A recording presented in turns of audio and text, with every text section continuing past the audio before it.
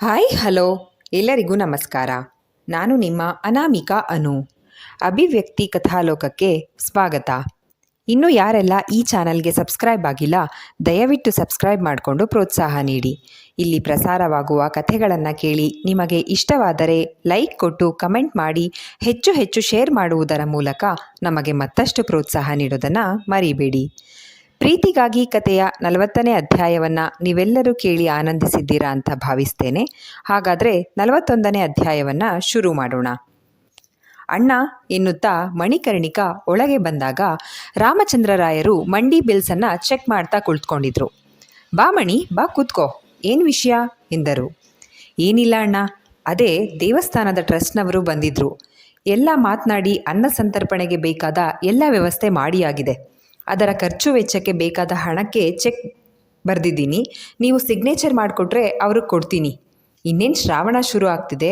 ಶ್ರಾವಣ ಶುರು ಆದಮೇಲೆ ಮೊದಲ ದಿನದಿಂದಲೇ ದೇವಸ್ಥಾನದಲ್ಲಿ ಅನ್ನ ಸಂತರ್ಪಣೆ ಮಾಡೋಣ ಅಂತ ಅಂದ್ಕೊಂಡಿದ್ದಾರೆ.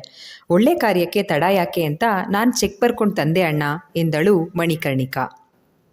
ತುಂಬ ಒಳ್ಳೆ ಕೆಲಸ ಮಾಡಿದೆ ಮಣಿ, ಶುಭಶ್ಯ ಶ್ರೀಗ್ರಂ ಎಂದು ಮಣಿಕರ್ಣಿಕಾ ಎಷ್ಟು ಅಮೌಂಟ್ ಬರೆದಿದ್ದಾಳೆ ಅನ್ನೋದನ್ನು ಸಹ ನೋಡದೆ ಚೆಕ್ ಮೇಲೆ ಸಹಿ ಮಾಡಿದ್ದರು ರಾಯರು. ಅಣ್ಣ, ಅಮೌಂಟ್ ಎಷ್ಟು ಬರೆದಿದ್ದೀನಿ ಅನ್ನೋದನ್ನು ನೋಡಿ ಸಹಿ ಮಾಡು ಎಂದಳು ಮಣಿಕರ್ಣಿಕಾ.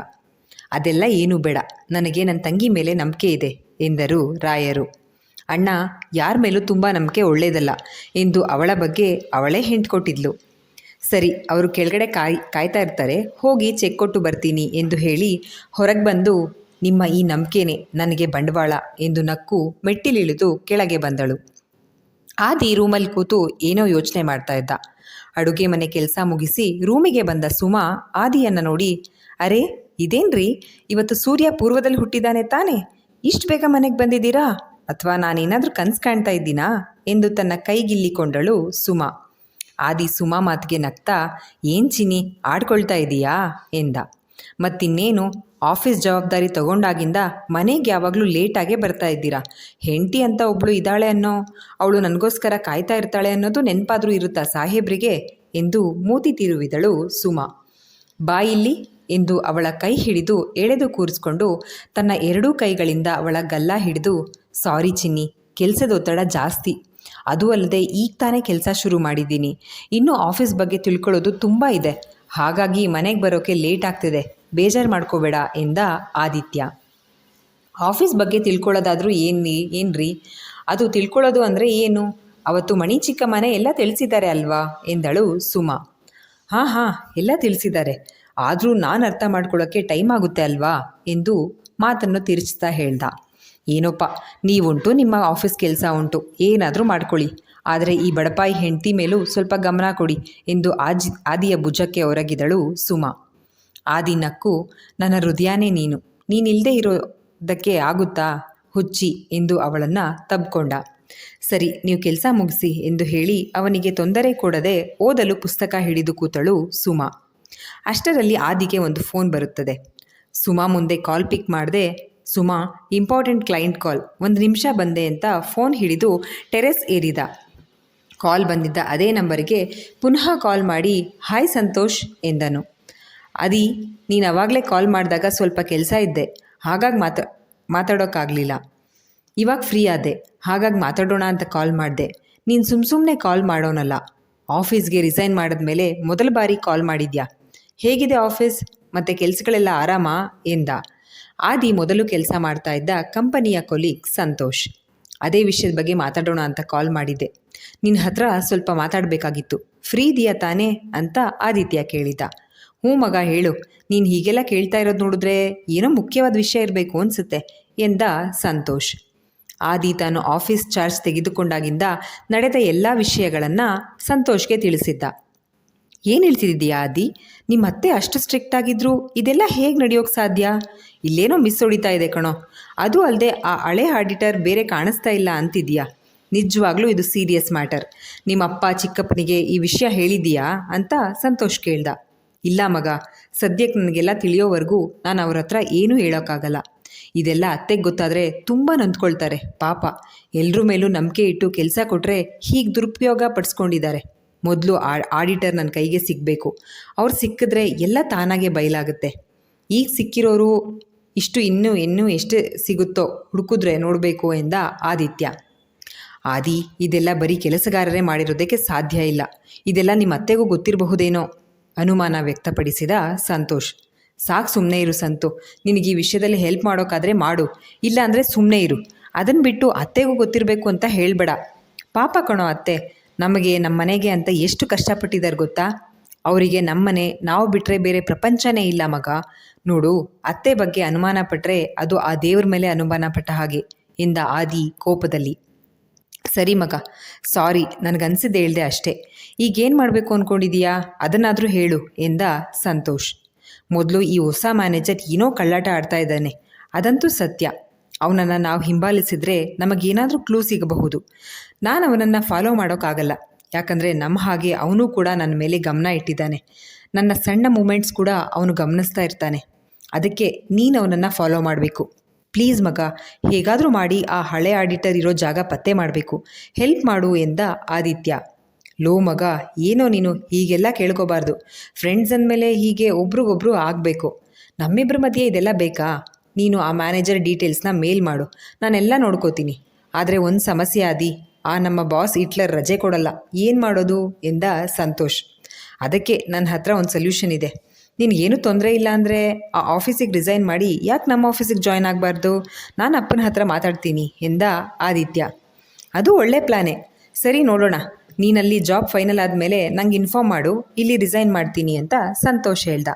ಸರಿ ಮಗ, ನಿಂಗೆ ಡೀಟೇಲ್ಸ್ ಎಲ್ಲ ಮೇಲ್ ಮಾಡ್ತೀನಿ, ಆಮೇಲೆ ಸಿಗ್ತೀನಿ ಎಂದು ಹೇಳಿ ಕಾಲ್ ಕಟ್ ಮಾಡಿದ ಆದಿತ್ಯ. ಸಂತೋಷ್ ಜೊತೆ ಕೈ ಜೋಡಿಸಿದ್ದು ಆದಿಗೆ ಒಂದಷ್ಟು ಬಲ ಬಂದ ಹಾಗೆ ಆಗಿತ್ತು. ಮೊದಲು ಅಪ್ಪ ಮತ್ತು ಅತ್ತೆ ಹತ್ರ ಮಾತಾಡಿ ಸಂತೋಷ್ನ ಕಂಪನಿಗೆ ಜಾಯಿನ್ ಮಾಡಿಸ್ಕೊಳ್ಬೇಕು ಎಂದುಕೊಂಡನು. ಅಷ್ಟರಲ್ಲಿ ಅಲ್ಲಿಗೆ ಸುಮಾ ಬಂದಿದ್ಲು. ಪತಿರಾಯರೇ, ನಿಮ್ಮದು ಮಾತನಾಡಿದ್ದು ಮುಗಿದಿದ್ದರೆ ಅತ್ತೆಯವರು ಕಾಫಿ ಕುಡಿಯೋಕೆ ಕರೀತಾ ಇದ್ದಾರೆ, ಬನ್ನಿ ಹೋಗೋಣ ಎಂದಳು ನಾಟಕೀಯವಾಗಿ. ತರ್ಲೆ, ನಡಿ ಹೋಗೋಣ ಎಂದು ಸುಮಾಳ ಹೆಗಲು ಬಳಸಿ ನಡೆದನು ಆದಿತ್ಯ. ದಂಪತಿಗಳಿಬ್ಬರು ಮೆಟ್ಟಿಲಿಳಿದು ಬರುವುದನ್ನು ನೋಡಿ, ಎಷ್ಟು ಮುದ್ದಾದ ಜೋಡಿ, ಯಾರು ಕೆಟ್ಟ ಕಣ್ಣು ಬೀಳದೇ ಇರಲಿ ಎಂದು ಕಂಠಿ ಕಡೆ ನೋಡುತ್ತಾ ದೃಷ್ಟಿ ತೆಗೆದಳು ರಂಗಮ್ಮ. ಕಂಠಿ ರಂಗಮ್ಮಳನ್ನೇ ಕೋಪದಲ್ಲಿ ಕೆಕ್ಕರಿಸಿ ನೋಡ್ದ. ಆದಿ ಸುಮಾ ಬಂದ ಮೇಲೆ ಆದಿ ಹೋಗಿ ಸೋಫಾ ಮೇಲೆ ಕುಳಿತನು.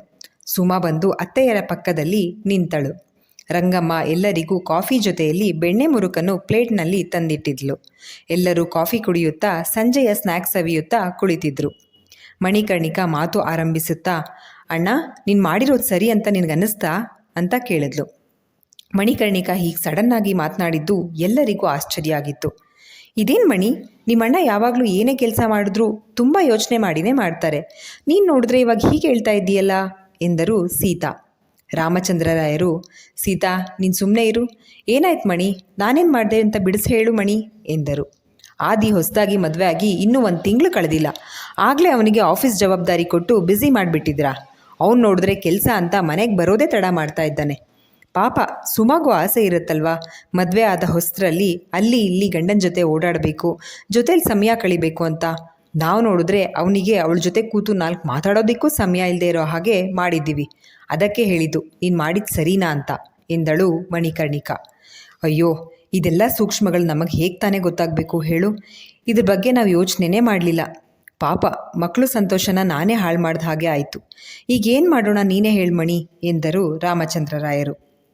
ಅಯ್ಯೋ ಅಣ್ಣ, ಮದುವೆ ಆದ ಹೊಸರಲ್ಲಿ ಮದುಮಕ್ಕಳು ಎಲ್ಲಾದರೂ ಆಚೆ ಹೋಗಿ ಸುತ್ತಾಡ್ಕೊಂಡು ಬರಲಿ ಅಂತ ಹೇಳ್ತಾ ಇದ್ದೀನಿ, ಅರ್ಥ ಮಾಡ್ಕೊ ಎಂದಳು ಮಣಿಕರ್ಣಿಕಾ. ಅಷ್ಟೇನಾ? ಆದಿ, ನಾಳಿನ ಸುಮಾನ್ ಕರ್ಕೊಂಡು ದೇವಸ್ಥಾನಕ್ಕೆ ಹೋಗ್ಬಾರೋ, ನಿಮ್ಮ ಅತ್ತೆ ಹೇಳಿದ ಹಾಗೆ ಎಂದರು ರಾಯರು. ಮಣಿಕರ್ಣಿಕಾ ತಲೆ ಮೇಲೆ ಕೈ ಹೊತ್ತು, ಅಣ್ಣ, ನಾನು ಹೇಳಿದ್ದು ಆಗಲ್ಲ, ಇರಿ ಬಂದೆ ಎಂದು ಎದ್ದು ಹೋಗಿ ತನ್ನ ಹ್ಯಾಂಡ್ ಬ್ಯಾಗ್ನಿಂದ 2 ಏರ್ ಟಿಕೆಟ್ ಹಿಡಿದು ಬಂದಳು. ಆದಿ, ಈ ಅತ್ತೆ ಏನು ಮಾಡೋಕೆ ಹೊರಟಿದ್ದಾರೆ? ಈಗ ನಾನು ಎಲ್ಲೂ ಹೋಗೋ ಪರಿಸ್ಥಿತಿನಲ್ಲಿಲ್ಲ. ಆಫೀಸ್ನಲ್ಲಿ ನನ್ನ ಪ್ರೆಸೆನ್ಸ್ ತುಂಬ ಮುಖ್ಯ ಅಂತ ಮನಸ್ಸಿನಲ್ಲೇ ಅಂದ್ಕೊಳ್ತಾ ಇದ್ದ.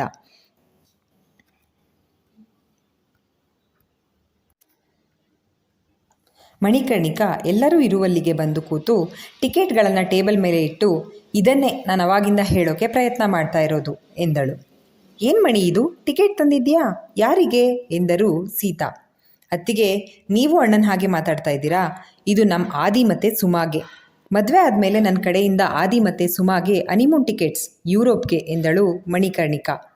ದೀಪು ಖುಷಿಯಿಂದ, ವಾವ್ ಅತ್ತೆ, ನೈಸ್ ಪ್ಲೇಸ್. ಆದಿ ಸೂಪರ್ ಎಂದನು ತಬ್ಬಿಕೊಳ್ಳುತ್ತಾ.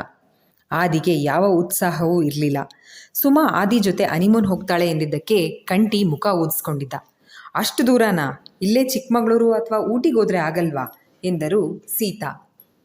ಸೀತಾ, ನಿಂಗಿವೆಲ್ಲ ಗೊತ್ತಾಗಲ್ಲ ಬಿಡು. ಈಗಿನ ಕಾಲದ ಮಕ್ಕಳು ದೇಶ ಸುತ್ತಬೇಕು. ಮಣಿ ಏನೋ ಆಸೆ ಪಟ್ಟು ತಂದಿದ್ದಾಳೆ.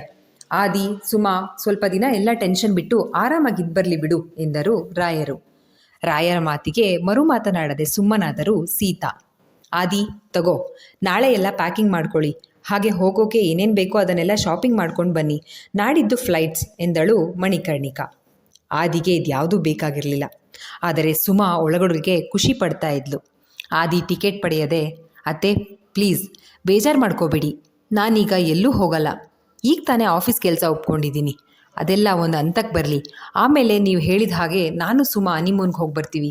ಫೋರ್ಸ್ ಮಾಡಬೇಡಿ ಎಂದನು. ಅಲ್ಲ ಕಣೋ, ನಾನು ಹೇಳೋದು ಸ್ವಲ್ಪ ಕೇಳು ಎಂದಳು ಮಣಿಕರ್ಣಿಕಾ ಆದಿಗೆ ಕನ್ವಿನ್ಸ್ ಮಾಡೋ ಸಲುವಾಗಿ. ನಂಗೆ ಗೊತ್ತು ಅತ್ತೆ, ನೀವು ನಮ್ಮ ಒಳ್ಳೆಯದಕ್ಕೆ ಹೇಳೋದು ಅಂತ.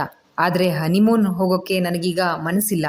ಪ್ಲೀಸ್ ನೀವು ಫೋರ್ಸ್ ಮಾಡಿದ್ರೆ ನನಗಿಲ್ಲ ಅನ್ನೋ ಕಷ್ಟ ಆಗುತ್ತೆ ಎಂದು ಮಣಿಕರ್ಣಿಕಾ ಮರುಮಾತಿಗೆ ಕಿವಿಯಾಗದೆ ಅಲ್ಲಿಂದ ಹೊರಟು ಹೋದನು ಆದಿತ್ಯ. ಮಣಿಕರ್ಣಿಕಾಗೆ ನಾನು ಏನು ಹೇಳಿದ್ರೂ ಕೇಳ್ತಾನೆ ಅನ್ನೋ ಅಹಂಕಾರಕ್ಕೆ ದೊಡ್ಡ ಹೊಡೆತ ಬಿದ್ದಿತ್ತು. ಕೋಪದಲ್ಲಿ ಕುದ್ದು ಹೋಗಿದ್ಲು. ಕಂಠಿಗಂತೂ ಒಳಗೊಳಗೆ ಖುಷಿಯಾಗಿ ಹಿಗ್ಗಿ ಹೋಗಿದ್ನು. ಮಣಿ, ಅವನಿಗೆ ವಹಿಸಿದ ಕೆಲಸ ಅಚ್ಚುಕಟ್ಟಾಗಿ ಮುಗಿಯೋವರೆಗೂ ಅವನು ಬೇರೆ ಯಾವುದ್ರ ಕಡೆಯೂ ಗಮನ ಕೊಡಲ್ಲ. ಆಫೀಸ್ ಅವನ ಹಿಡಿತಕ್ಕೆ ಬಂದಿದೆ ಅಂತ ಅನಿಸಿದ ಮೇಲೆ ಅವನೇ ಹೋಗ್ತಾನೆ. ನೀನು ಬೇಜಾರು ಮಾಡ್ಕೋಬೇಡ ಎಂದು ಸಮಾಧಾನ ಪಡಿಸಿದರು ರಾಯರಿಬ್ಬರು. ಸುಮಾ ಸಪ್ಪಗಾಗಿದ್ದನ್ನು ಗಮನಿಸಿದ ಊರ್ಮಿಳಾ ಅವಳ ಭುಜ ಅದುಮಿ ಸಮಾಧಾನಿಸಿ, ಹೋಗು, ರೂಮಿಗೆ ಆದಿ ಹತ್ರ ಮಾತನಾಡು ಎಂದು ಹೇಳಿ ಕಳುಹಿಸಿದರು. ಸುಮಾ ಸರಿ ಎಂದು ತಲೆ ಆಡಿಸಿ ರೂಮಿನ ಕಡೆ ಹೆಜ್ಜೆ ಹಾಕಿದ್ದಳು. ಎಲ್ಲರೂ ಅವರವರ ರೂಮ್ ಸೇರಿದ್ದರು. ಮಣಿಕರ್ಣಿಕಾ ಟಿಕೆಟ್ಸ್ ಹಿಡಿದು ದುರುಗುಟ್ಟಿ ನೋಡುತ್ತಾ ಸಿಟ್ಟಲ್ಲಿ ಹರಿದು ಚೂರು ಚೂರು ಮಾಡಿ ಕೈಯಲ್ಲಿ ಹಿಸುಕಿ ಬಿಸಾಕಿದಳು. ಅಯ್ಯೋ ಮಾಮ್, ಇದೇನು ಮಾಡಿದ್ರಿ ಮಾಮ್? ಯುರೋಪ್ ಟಿಕೆಟ್ಸ್ ಅನ್ಯಾಯವಾಗಿ ಹರಿದಾಕ್ಬಿಟ್ರಲ್ಲ. ನಂಗಾದರೂ ಕೊಟ್ಟಿದ್ರೆ ನಾನಾದರೂ ಸ್ವಲ್ಪ ದಿನ ಸುತ್ತಾಡ್ಕೊಂಡು ಬರ್ತಿದ್ದೆ ಎಂದ ಕಂಠಿ ಕಡೆ ಕೆಂಗಣ್ಣು ಬೀರುತ್ತಾ ನುಂಗುವ ಹಾಗೆ ನೋಡಿದ್ದಳು ಮಣಿಕರ್ಣಿಕಾ. ಆ ನೋಟಕ್ಕೆ ಬೆಚ್ಚಿ ತೆಪ್ಪಗಾದ ಕಂಠಿ. ಆದರೂ ಕುತೂಹಲ ತಡೆಯಲಾಗದೆ, ಮಾಮ್ ಇದೇನಿದು ದಿಢೀರಂತ ಹನಿಮೂನ್ ಪ್ಲಾನ್ ಅಂತ ಕೇಳ್ದ. ಆ ಆದಿ ಬೇಡದೇ ಇರೋ ಕಡೆ ಎಲ್ಲ ಮೂಗು ತೂರಿಸ್ತಾ ಇದ್ದಾನೆ. ಅದಕ್ಕೆ ಅವನನ್ನು ಸ್ವಲ್ಪ ದಿನ ಆಫೀಸ್ನಿಂದ ದೂರ ಇಡಬೇಕು ಅಂತ ಹನಿಮೂನ್ ಪ್ಲ್ಯಾನ್ ಮಾಡಿದೆ. ಆದರೆ ಇವತ್ತು ಎಂದು ಮಾತು ಪೂರ್ಣಗೊಳಿಸದೆ ಕೋಪದಲ್ಲಿ ಹಲ್ಲು ಕಡಿದಳು. ಮಾಮ್, ನಿನ್ನ ಟ್ಯಾಲೆಂಟ್ ಮುಂದೆ ಆ ಆದಿ ಇನ್ನೂ ಕುನ್ನಿ. ಫರ್ಗೆಟ್, ತುಂಬ ಯೋಚನೆ ಮಾಡಬೇಡಿ, ಟೇಕ್ ಇಟ್ ಈಸಿ ಎಂದು ಹೇಳಿ ಅಲ್ಲಿಂದ ಹೋದನು ಕಂಠಿ. ಆದಿ ರೂಮಲ್ಲಿ ಕೂತು, ಮೊದಲ ಬಾರಿಗೆ ಅತ್ತೆ ಮಾತಿಗೆ ನೋ ಅಂತ ಹೇಳಿ ಬಂದಿದ್ದೀನಿ. ಪಾಪ ಅವ್ರು ಎಷ್ಟು ಬೇಜಾರು ಮಾಡಿಕೊಂಡ್ರೋ ಏನೋ. ನಮ್ಮ ಮೇಲಿನ ಪ್ರೀತಿ ಕಾಳಜಿಯಿಂದ ಹನಿಮೂನ್ ಪ್ಲ್ಯಾನ್ ಮಾಡಿದರು. ನಾನು ನೋಡಿದ್ರೆ ಅವ್ರಿಗೆ ಮುಖಕ್ಕೆ ಹೊಡೆದ ಹಾಗೆ ನಾನು ಹೋಗಲ್ಲ ಅಂತ ಹೇಳಿ ಬಂದೆ. ನಾನು ತಾನೇ ಇನ್ನೇನು ಮಾಡೋಕ್ಕಾಗುತ್ತೆ? ಆಫೀಸ್ನಲ್ಲಿ ನಡೀತಾ ಇರೋದ್ರ ಬಗ್ಗೆ ಅವ್ರ ಹತ್ರ ಹೇಳೋಕ್ಕಾಗಲ್ಲ. ಹಾಗಾಗಿ ಅವ್ರ ಹತ್ರ ಒರಟಾಗಿ ಬಿಹೇವ್ ಮಾಡಬೇಕಾಯ್ತು. ಸಾರಿ ಅತ್ತೆ ಎಂದು ಒಬ್ಬನೇ ಮಾತನಾಡಿಕೊಳ್ಳುತ್ತಾ ಇದ್ದ ಆದಿತ್ಯ. ಅಷ್ಟರಲ್ಲಿ ರೂಮ್ ಡೋರ್ ತೆಗೆದ ಸೌಂಡ್ ಆಗಿದ್ದರಿಂದ ಸುಮ್ಮನೆ ಕುಳಿತನು. ಒಳಗೆ ಬಂದ ಸುಮಾ, ರೀ ಏನಾಯಿತು? ಯಾಕಿಷ್ಟು ಟೆನ್ಷನ್ ಆಗಿದ್ದೀರಾ? ನಾನು ನೋಡ್ತಾ ಇದ್ದೀನಿ, ಈ ನಡುವೆ ತುಂಬ ವಿಯರ್ಡಾಗಿ ಆಡ್ತಾ ಇದ್ದೀರಾ. ನಾನೇನೋ ಆಫೀಸ್ ಟೆನ್ಷನ್ ಅಂತ ಸುಮ್ಮನೆ ಆದರೆ ಇವತ್ತು ನೀವು ಎಲ್ಲರೆದುರು ಆಡಿದ್ದನ್ನು ನೋಡಿ ನನಗೆ ಟೆನ್ಷನ್ ಆಗ್ತಿದೆ ಎಂದಳು ಆದಿಯ ಭುಜಕ್ಕೆ ಹೊರಗಿ. ಪಾಪ ಸುಮಾ, ಅವಳಿಗೂ ಆಸೆ ಇತ್ತು ಅನಿಸುತ್ತೆ. ಇರದೇ ಏನು, ಗಂಡನ ಜೊತೆ ಹನಿಮೂನ್ ಹೋಗಬೇಕು ಅಂತ ಯಾರಿಗೆ ತಾನೇ ಆಸೆ ಇರಲ್ಲ. ಸಾರಿ ಸುಮಾ, ನಿನ್ನ ಮನಸ್ಸಿಗೆ ನೋವು ಕೊಡ್ತಾ ಇದ್ದೀನಿ ಎಂದುಕೊಂಡು, ಸುಮಾ ನಾವು ಹನಿಮೂನ್ ಹೋಗ್ತಿಲ್ಲ ಅಂತ ಬೇಜಾರಾಗ್ತಿದ್ಯಾ ಅಂತ ಆದಿ ಕೇಳಿದ್ದ. ಹಾಗೇನಿಲ್ಲ ರೀ, ನಿಮಗೇನು ಇಷ್ಟ ಆಗಲ್ವೋ ಅದು ನನಗೂ ಬೇಡ. ನಿಮ್ಮ ಕೆಲಸ ಮುಖ್ಯ ಅಲ್ವಾ, ಮುಗಿಸ್ಕೊಳ್ಳಿ, ಮುಂದೆ ಯಾವಾಗಾದರೂ ಹೋದರೆ ಆಯಿತು, ಡೋಂಟ್ ವರಿ ಎಂದು ಆದಿ ಕೆನ್ನೆ ಹಿಂಡಿ ಅವನ ಮನಸ್ಸಿನ ದುಗುಡವನ್ನು ಕಡಿಮೆ ಮಾಡುವ ಪ್ರಯತ್ನ ಮಾಡಿದ್ದಳು ಸುಮಾ. ನೀನಾದರೂ ನನ್ನ ಮನಸ್ಸನ್ನು ಅರ್ಥ ಮಾಡಿಕೊಂಡೆ ಅಲ್ವಾ, ಥ್ಯಾಂಕ್ಸ್ ಮೈ ಡಿಯರ್ ಎಂದು ಅವಳನ್ನು ತಬ್ಬಿ ಹಣೆಗೆ ಹೂ ಮುತ್ತನಿಟ್ಟನು ಆದಿತ್ಯ. ಆದಿ ಬಿಹೇವಿಯರ್ ಗಮನಿಸಿದ ದೀಪು ಕೂಡ ಆದಿಗೆ ಸ್ಟ್ರೆಸ್ ತುಂಬ ಆಗಿದೆ ಅಥವಾ ಬೇರೆ ಏನೋ ಕಾರಣ ಇರಬೇಕು. ಅವನ ಹತ್ರ ಮಾತನಾಡಬೇಕು. ಯಾವತ್ತೂ ಯಾವ ಕೆಲಸವನ್ನು ಇಲ್ಲ ಅನ್ನೋದೇ ಮಾಡ್ತಾ ಇದ್ದವನು ಈಗ ಎಲ್ಲರ ಮುಂದೆ ಹೋಗಲ್ಲ ಅಂದಿದ್ದು ನೋಡಿದ್ರೆ ಅತ್ತಿಗೆ ಮತ್ತು ಆದಿ ಮಧ್ಯೆ ಎಲ್ಲವೂ ಸರಿ ಇದೆ ತಾನೇ. ಅವರಿಬ್ಬರ ಮಧ್ಯೆ ಮನಸ್ತಾಪ ಬಂದು ಆದಿ ಹನಿಮೂನ್ ಹೋಗಲ್ಲ ಅಂತಿದ್ದಾನಾ? ಛೆಛೆ, ಹಾಗೆಲ್ಲ ಏನಿರಲ್ಲ. ಆದಿ ಮತ್ತು ಅತ್ತಿಗೆ ಒಬ್ರನ್ನೊಬ್ಬರು ತುಂಬ ಪ್ರೀತಿಸ್ತಾರೆ. ಹಾಗಿದ್ಮೇಲೆ ಇವನು ಹನಿಮೂನ್ಗೆ ಯುರೋಪ್ಗೆ ಹೋಗಲ್ಲ ಅಂದಿದ್ದಕ್ಕೆ ಕಾರಣ ಏನಿರಬಹುದು? ಇವಾಗಲೇ ಹೋಗಿ ಮಾತಾಡ್ಲಾ? ಬೇಡ, ಇವಾಗ ಅವನು ಕೂಡ ಬೇಜಾರಲ್ಲೇ ಇರ್ತಾನೆ. ನೈಟ್ ವಾಕ್ ಕರ್ಕೊಂಡು ಹೋಗಿ ಅವನ ಮನಸ್ಸಿನಲ್ಲಿ ಏನಿದೆ ಅನ್ನೋದನ್ನು ತಿಳ್ಕೋಬೇಕು ಎಂದು ತನ್ನ ರೂಮಿನಲ್ಲಿ ಕುಳಿತು ಯೋಚಿಸುತ್ತಿದ್ದ ದೀಪಾಂಶು. ರಾತ್ರಿ ಆಗಿತ್ತು. ಎಲ್ಲರೂ ಬೇಜಾರಿನಲ್ಲಿದ್ದ ಕಾರಣ ಒಬ್ಬರಿಗೊಬ್ಬರು ಮಾತನಾಡದೆ ಊಟ ಮುಗಿಸಿದ್ರು. ಆದಿಗೆ ಮಣಿ ಮತ್ತು ರಾಯರಿಗೆ ಮುಖ ತೋರಿಸೋದಿಕ್ಕೆ ಆಗದೆ ಊಟ ಬೇಡವೆಂದು ಹೇಳಿದ್ದ. ದೀಪು ಆದಿ ರೂಮಿಗೆ ಊಟ ತಂದು, ಆದಿ, ನನಗೆ ಗೊತ್ತು ನಿನ್ನ ಪರಿಸ್ಥಿತಿ. ಅಪ್ಪ, ದೊಡ್ಡಪ್ಪ, ಅತ್ತೆ ಇವರನ್ನ ಫೇಸ್ ಮಾಡೋಕ್ಕೆ ಧೈರ್ಯ ಇಲ್ಲದೆ ಹೀಗೆ ಊಟ ಬೇಡ ಅಂತ ಇದೆಯಾ? ರಾತ್ರಿ ಹಾಗೆ ಹಸುವಿನಿಂದ ಮಲ್ಕೋಬಾರ್ದು, ಅದು ಆರೋಗ್ಯಕ್ಕೆ ಒಳ್ಳೆಯದಲ್ಲ ಎಂದು ತುತ್ತು ಮಾಡಿ ಆದಿಗೆ ತಿನ್ನಿಸಿದ. ಊಟ ಪೂರ್ತಿಯಾಗಿ ತಿನ್ನಿಸಿದ ಬಳಿಕ, ಅದಕ್ಕೆ ನಿಮ್ಮದು ಊಟ ಆಯಿತಾ? ನನಗೆ ಗೊತ್ತು ಆದಿ ತಿಂದಿಲ್ಲ ಅಂತ ನೀವು ತಿಂದಿರಲ್ಲ. ಈಗ ಊಟ ಮಾಡಿದ್ನಲ್ಲ, ನೀವು ಹೋಗಿ ಊಟ ಮಾಡಿ, ನಾವಿಬ್ಬರು ಹೀಗೆ ವಾಕ್ ಹೋಗಿ ಬರ್ತೀವಿ ಎಂದು ಹೇಳಿ ಆದಿ ಬರಲ್ಲ ಎಂದರೂ ಬಿಡದೆ ಬಲವಂತ ಮಾಡಿ ಕರೆದುಕೊಂಡು ಹೊರಟ ದೀಪು. ರಾತ್ರಿಯ ತಿಳಿ ಗಾಳಿ ಮೈದ್ ಸೋಕಿ ಚಳಿ ಆಗ್ತಾ ಇತ್ತು. ವಾಹನಗಳ ಕಿರಿಕಿರಿ ಇಲ್ಲದೆ ಪ್ರಶಾಂತವಾಗಿದ್ದ ರಸ್ತೆ ಬೀದಿ ದೀಪಗಳ ಬೆಳಕಿಗೆ ನಿಚ್ಚಳವಾಗಿ ಗೋಚರಿಸುತ್ತಿತ್ತು. ಸ್ವಲ್ಪ ಹೊತ್ತು ಮೌನವಾಗಿ ಇಬ್ಬರು ನಡೆದ ಬಳಿಕ ಆದಿ ಮನಸ್ಸು ಒಂದು ತಳಬದಿಗೆ ಬಂದಿತ್ತು. ದೀಪಾಂಶುವೆ ಮಾತು ಶುರು ಮಾಡಿ, ಆದಿ, ಹೇಗೆ ನಡೀತಿದೆ ಮ್ಯಾರೇಜ್ ಲೈಫ್ ಎಂದ. ಇದೇನೋ ಮ್ಯಾರೇಜ್ ಲೈಫ್ ಬಗ್ಗೆ ಕೇಳ್ತಾ ಇದ್ದೀಯಾ? ಮೊದಲೆಲ್ಲ ರೇಗಿಸ್ತಾ ಇದ್ರಿ, ಮದುವೆ ಆದಮೇಲೆ ಮುಗೀತು ಮಗ ಲೈಫ್ ಅಂತ, ಈಗ ಹೇಗಿದೆ ಅಂತ ಕೇಳ್ತಿದ್ಯಾ? ನೀವೆಲ್ಲ ಹೇಳಿದ ಹಾಗೆ ಏನೂ ಇಲ್ಲ. ದೇವರ ದಯೆಯಿಂದ ನನಗೆ ಸುಮಾ ಅಂತ ಒಳ್ಳೆ ಅರ್ಥ ಮಾಡ್ಕೊಳ್ಳೋ ಹೆಂಡತಿ ಸಿಕ್ಕಿದ್ದಾಳೆ. ನಾವಿಬ್ಬರು ತುಂಬ ಚೆನ್ನಾಗಿದ್ದೀವಿ ಎಂದ ಆದಿ. ಆದಿ, ಆಫೀಸಲ್ಲಿ ಏನಾದರೂ ತೊಂದರೆನಾ? ನೀನು ಕಂಪ್ನಿ ಜವಾಬ್ದಾರಿ ವಹಿಸ್ಕೊಂಡಾಗಿಂದ ನಾನು ನೋಡ್ತಾನೇ ಇದ್ದೀನಿ. ಯಾವಾಗಲೂ ಏನಾದರೂ ಯೋಚನೆ ಮಾಡ್ತಾನೆ ಇರ್ತೀಯ. ಏನಾದರೂ ಕೇಳಿದರೆ ಸಬೂಬ್ ಹೇಳಿ ಸುಮ್ಮನೆ ಆಗ್ತೀಯಾ? ಇವತ್ತು ನೋಡಿದರೆ ಅತ್ತೆ ನಿಮಗೆ ಯುರೋಪ್ ಟ್ರಿಪ್ ಪ್ಲ್ಯಾನ್ ಮಾಡಿದ್ರೆ ಅದನ್ನು ರಿಜೆಕ್ಟ್ ಮಾಡಿದೆ. ಏನೋ ನಿನಗೆ ಅಷ್ಟೊಂದು ಸ್ಟ್ರೆಸ್ಸು, ನನ್ನ ಹತ್ರ ಆದರೂ ಹೇಳ್ಕೊಬಾರ್ದಾ?